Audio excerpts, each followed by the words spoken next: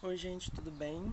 Eu tô no cenário diferente, eu resolvi gravar na rua, tá muito calor dentro de casa, tá um ventinho bem agradável, então eu resolvi falar com vocês daqui. Tá, agora até começou meio que uma ventania, acho que vai chover, mas enfim. Hoje eu queria falar pra vocês o que eu tô lendo no momento, né?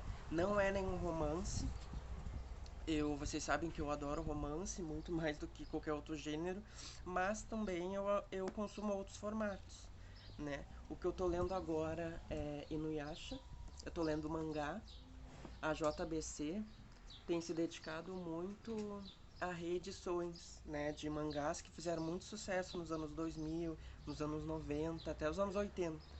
Eu tenho os mangás dos Cavaleiros do Zodíaco também. Uma hora eu vou mostrar pra vocês todos porque são. Eu comecei a consumir histórias assim, com animes, que por sua vez foram baseados em mangás, né?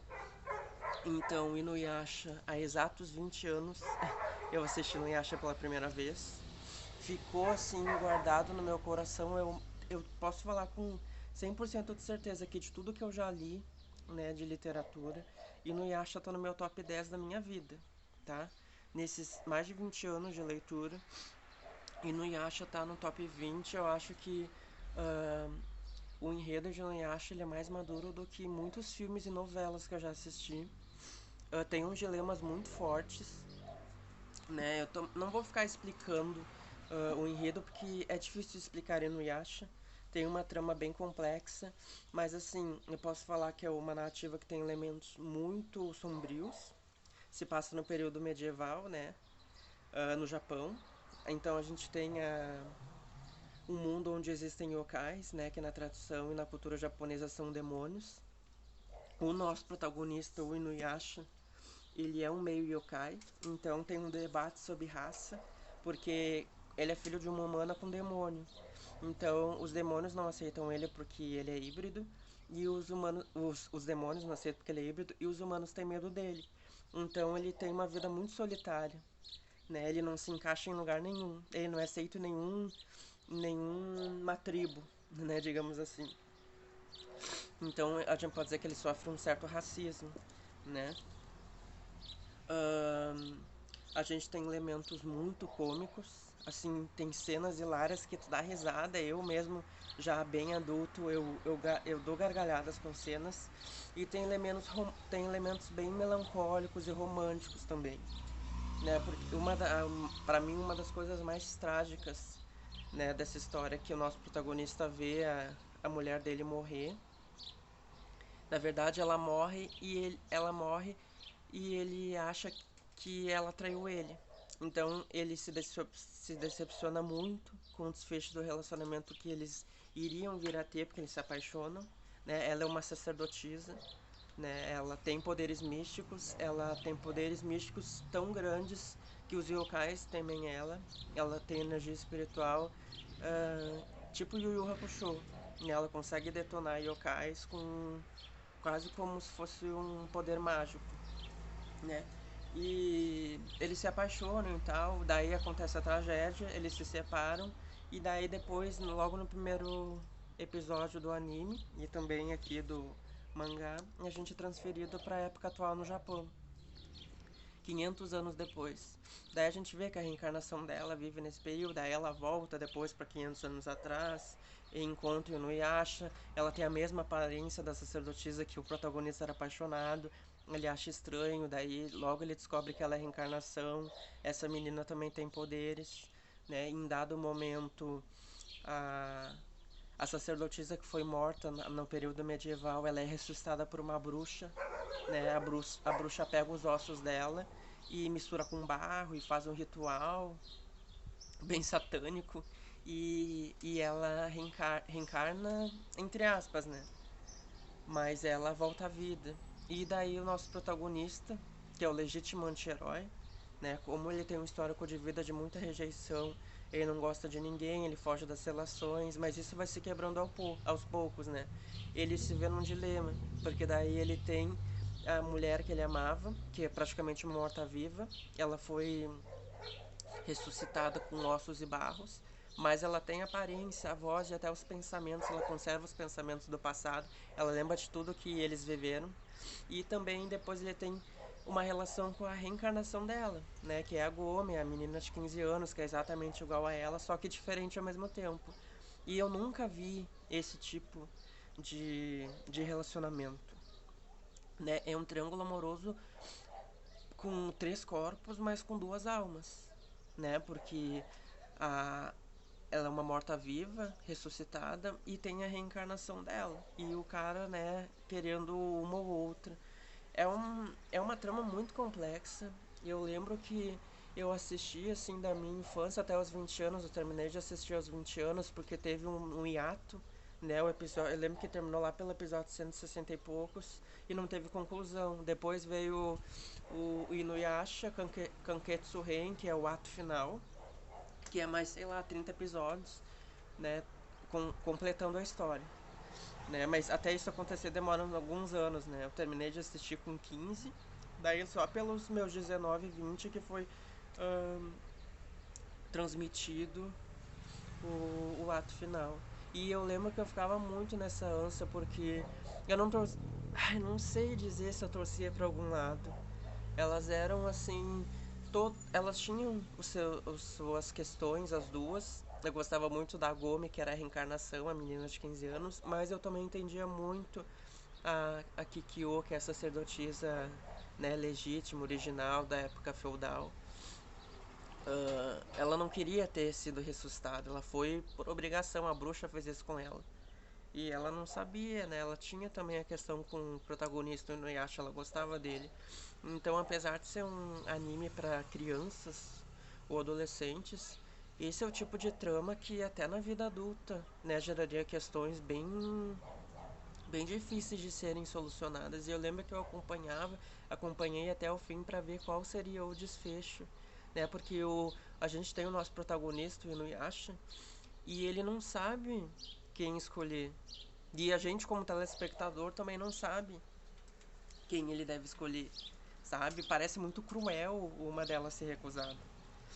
E e daí ao longo da história, né, tem muitas crises de ciúme, uma brigando com a outra, mas depois entendendo, se colocando no lugar da outra, né? É uma história muito trágica, mas como eu falei, tem elementos muito cômicos, tem episódios muito engraçados mesmo, e tudo se mistura, gente. Os episódios, o que me impressiona é a capacidade que os produtores tiveram. Claro, no mangá tem isso também, mas com a trilha sonora, com a dublagem e tal, dá uma carga mais forte, né? Na reprodução ali. Lendo assim, a gente até através das figuras e das legendas a gente consegue pensar ou sentir um pouco.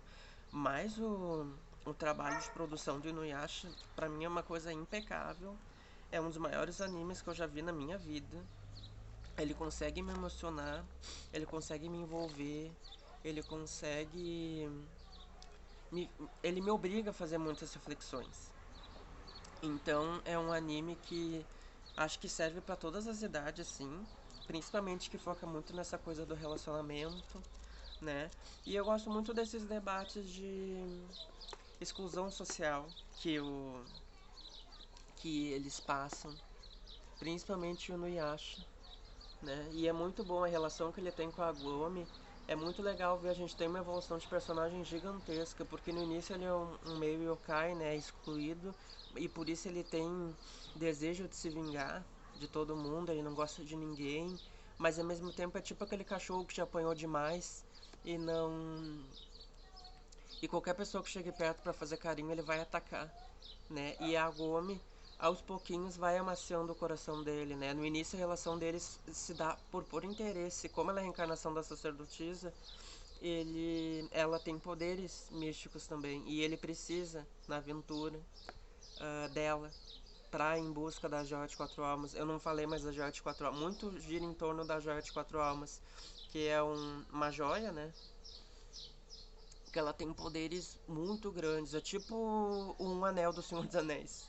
A pessoa ou o monstro que possui ela em mãos vai poder praticamente dominar o mundo, né? E no início da história, ele quer a joia para virar um yokai completo, né? Como ele é híbrido, ele opta, né? Ele queria ser um yokai completo, para ser poderoso, para ninguém nunca mais subestimar ele ou excluir ele de nada. E é muito interessante, assim, mas com o tempo, ao longo da narrativa, ele começa a questionar se realmente ele quer ser um yokai completo, porque ele se apaixona pela Gomi, ela é uma humana, e ele pensa se ele não gostaria de ser um humano, né? E, gente, o final dessa história...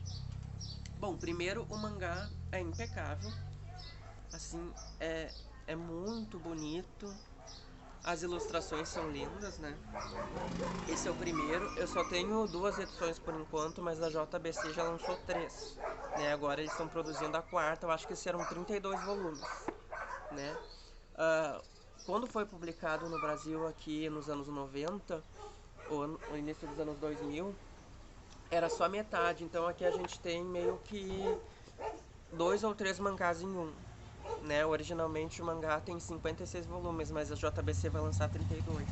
Né? Eles condensaram e ficou lindo. Eu gosto do tamanho e eu gosto do tamanho, da arte, tudo, né?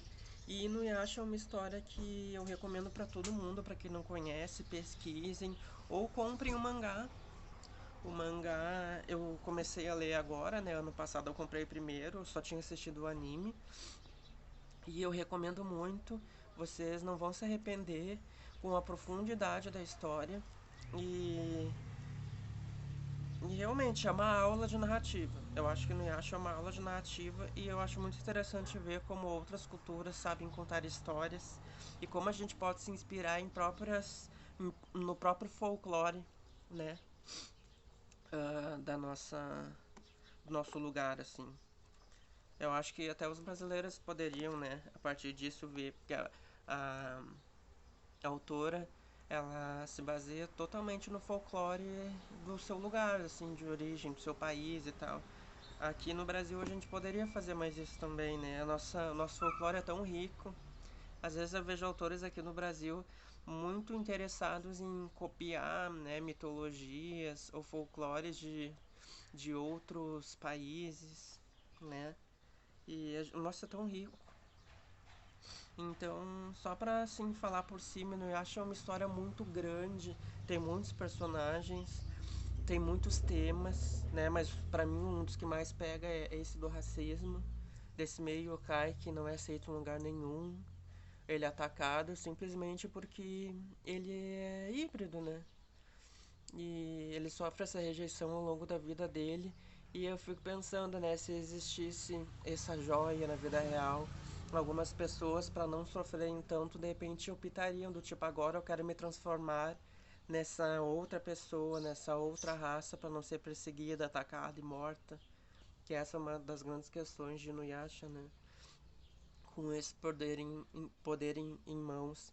No início ele quer se tornar um yokai completo para ficar poderoso e destruir todo mundo que aparecer no caminho dele, mas depois ele decide que de repente seria melhor ser um humano, né, e viver com a humana que ele se apaixonou, né? E sem contar, só para finalizar, que aqui a gente tem um vilão assim magnífico, com muita presença de palco, com falas muito irônicas, com humor muito cínico e que no final a gente ainda tem um plot twist. Assim, tudo que vocês acham que pode acontecer no final dessa história vai por outro caminho. O penúltimo, né? Não vou falar o último, o penúltimo tem uma revelação tão grande que vocês ficam de queixo caído. E é por isso que eu amo tanto Inuyasha.